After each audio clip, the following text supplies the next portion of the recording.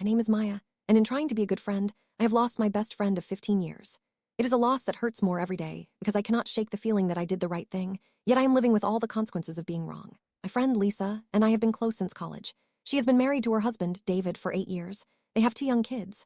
Over the past year, I noticed David becoming more distant at group gatherings. He was always on his phone, taking calls in the other room. I dismissed it as work stress. Then, 3 months ago, I was out for dinner with a client at a nice restaurant across town.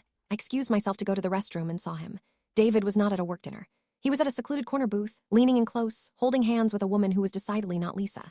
He fed her a bite of dessert. It was intimate, romantic, and unmistakable. I felt sick.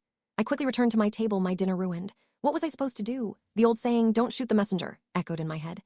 I spent a week agonizing over it. I talked to my own husband, who advised caution. "It is not your marriage," he said. "You could ruin your friendship." But the thought of Lisa living a lie, building a life with a man who was betraying her every day, felt worse. I thought of our friendship vows, the promises to always tell each other the hard truths.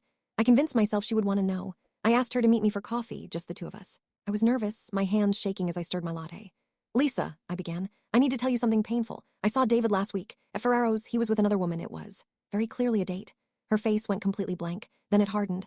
"What were you doing at Ferrero's?" she asked, her voice icy. "Having a work dinner, that is not the point, Lisa." "Are you sure it was him?" she demanded. "Positive." He was holding her hand.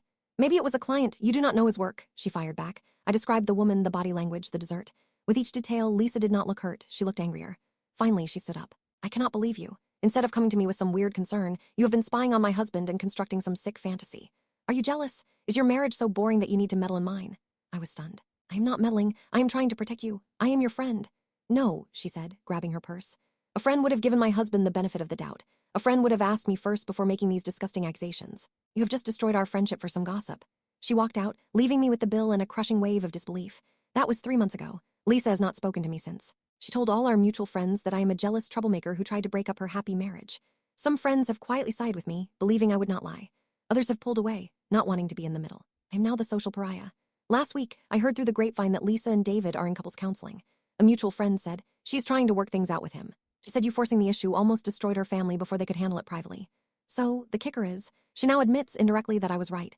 He was cheating. But instead of being grateful, she resents me for being the one who exposed it. I am the symbol of the painful truth she did not want to face. She would rather blame me for shattering her illusion than blame him for breaking his vows. I lie awake at night wondering if I should have stayed silent, if I should have dropped anonymous hints. But I believed our friendship was strong enough to handle honesty. I was wrong. I lost my friend for doing what I thought was the most loyal, painful thing a person could do. So I have to ask AITA for exposing my friend's cheating husband, even though it cost me our friendship, and she now hates me for it.